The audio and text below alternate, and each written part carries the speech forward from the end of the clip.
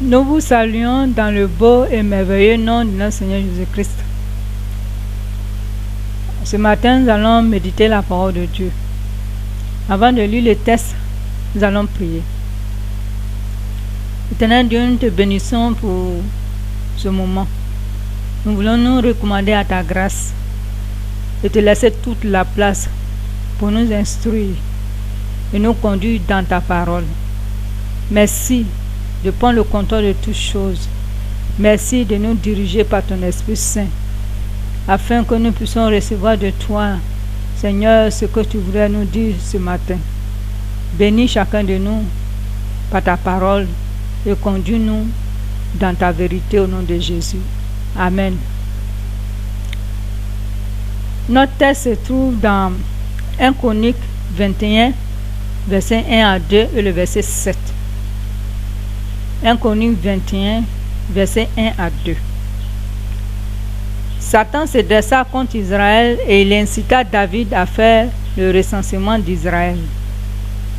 Alors David ordonna à Joab et au chef du peuple: allez recenser les Israélites aptes au service militaire depuis Beersheba jusqu'à Dan, puis revenez me faire votre rapport, que je sache quel en est le nombre. Verset 7. Cet acte déplut à Dieu et il sévit contre Israël. Que le Seigneur bénisse sa parole.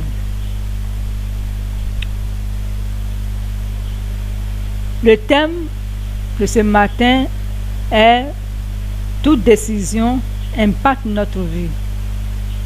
Toute décision impacte notre vie. Nous allons voir la première partie et dans la suite des temps, nous verrons la suite.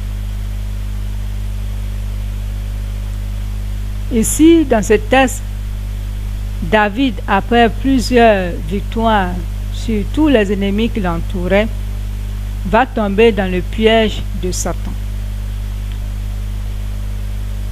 qui va le pousser à faire le recensement de tous ceux qui sont aptes au service militaire. Ce qui va attirer la colère de Dieu sur le peuple et entraîner la mort de milliers de personnes en Israël. Il a dit au verset 1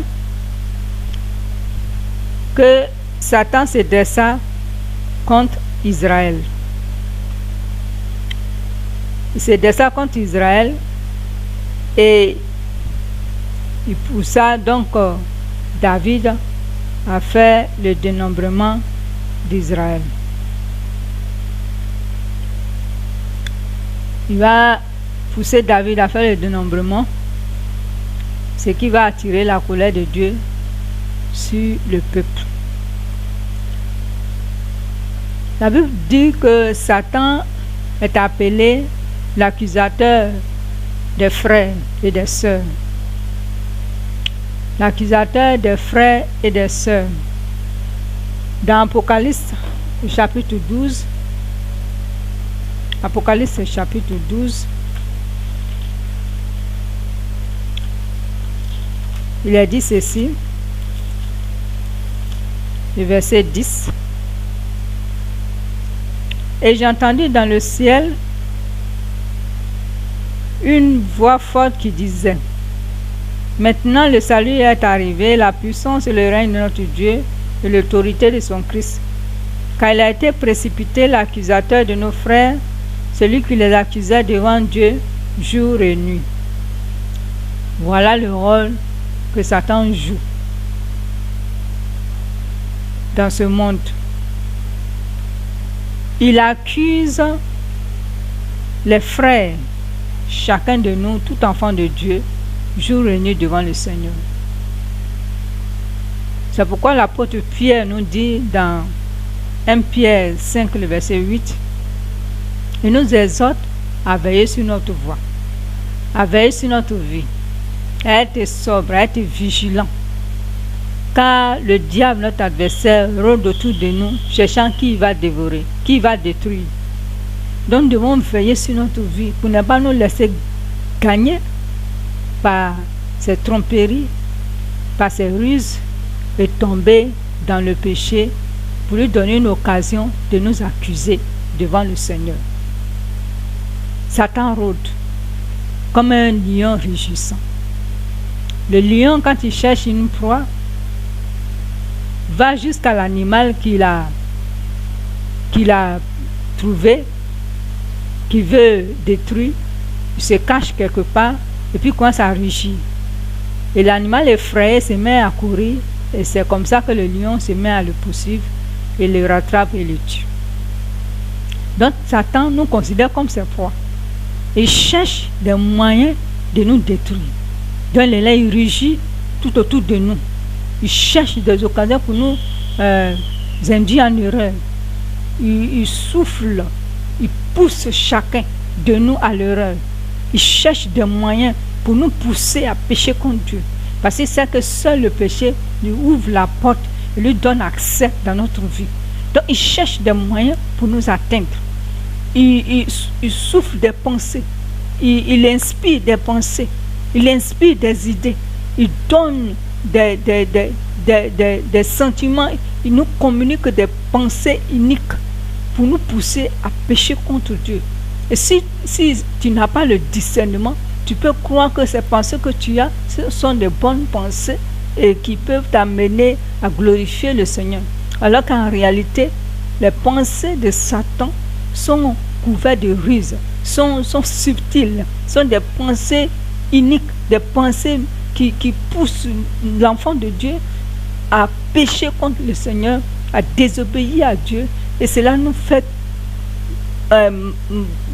amène à faire des choses qui ne sont pas vraiment selon Dieu. Et quand nous commettons le péché, la grâce de Dieu ne peut pas nous couvrir. Quand nous commettons le péché, nous ne pouvons pas être sous la protection du Seigneur. Parce que le péché retire la main de Dieu, empêche Dieu d'agir dans notre vie. Et Satan, le sachant, pousse tout un chacun de nous à désobéir à la parole de Dieu afin d'avoir une occasion de nous atteindre, de nous égorger et de nous détruire. C'est pour cela que nous devons veiller sur notre façon de faire, sur nos pensées, tout ce que nous avons comme idée, tout ce que nous recevons comme pensée dans notre esprit.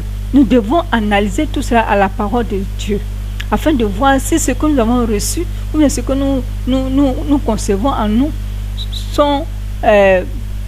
vont avec la parole de Dieu, vont avec le message de l'Éternel. Si nous sommes dans la volonté de Dieu, si cela est agréable à Dieu, avant de poser l'acte, avant de faire quoi que ce soit, avant de dire quoi que ce soit, nous devons examiner toutes ces choses, allumer la parole, afin d'éviter de tomber dans le piège, comme David ici, à un moment donné de sa vie, puisqu'il a remporté toutes les victoires sur tous les rois qui étaient autour de lui, tous ces rois qui se levaient contre Israël. David a réussi, par la grâce de Dieu, à les vaincre, à les soumettre à son autorité, et à les amener à devenir des esclaves, eux et leur peuple. Et David, voyant que tout le peuple lui était soumis, tous les rois lui étaient soumis, David va relâcher dans sa vigilance. Il va relâcher dans son état de veiller, d'être prudent. David va relâcher prise. Il va baisser des gardes.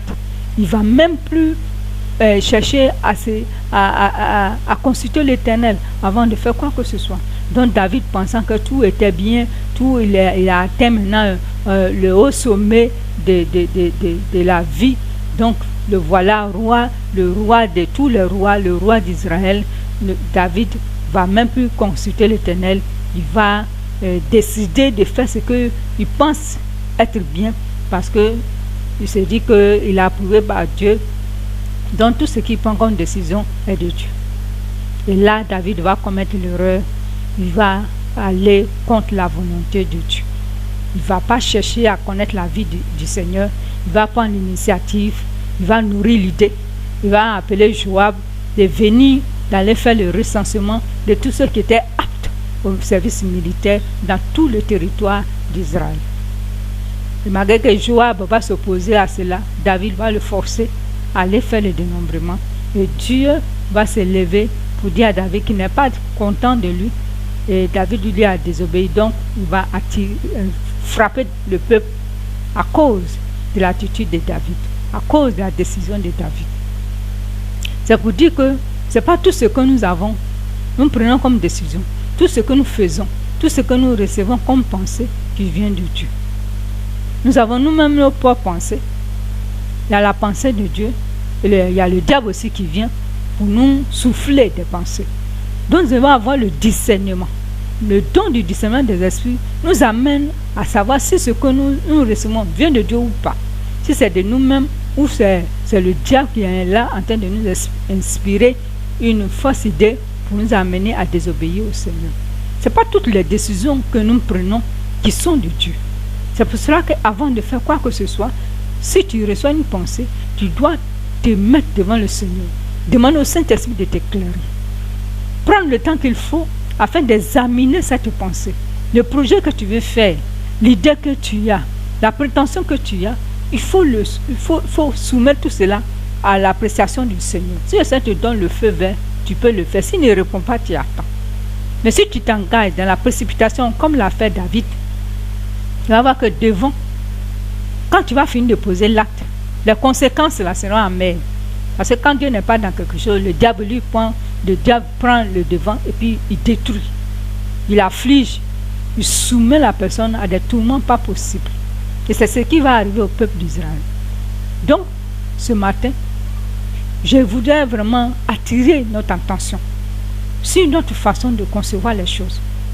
Les prétentions souvent ne viennent pas de Dieu. La Bible dit que les pensées de Dieu ne sont pas nos pensées.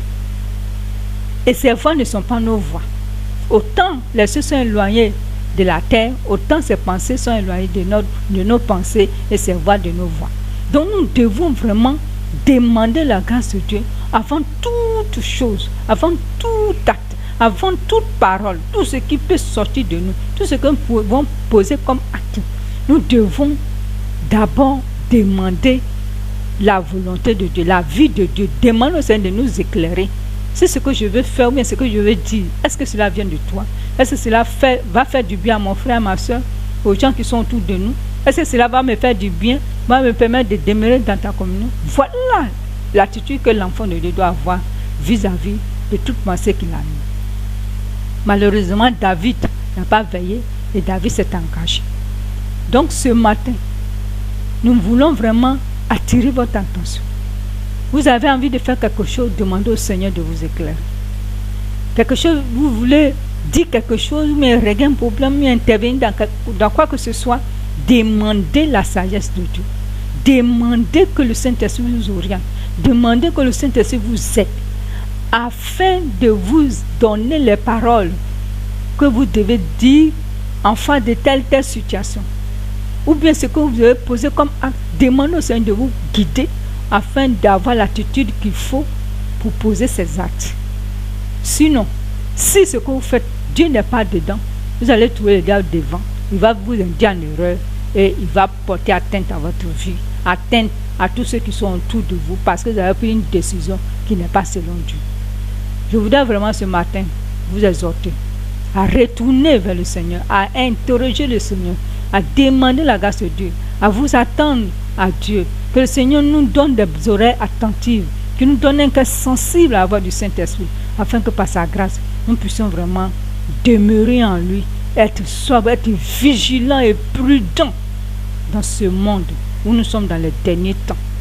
Car le diable est déchaîné, cherche à détruire notre foi, à nous amener à douter de Dieu, à nous rebeller contre Dieu, à nous révolter contre Dieu, à faire des choses qui vont vraiment déplaire à Dieu.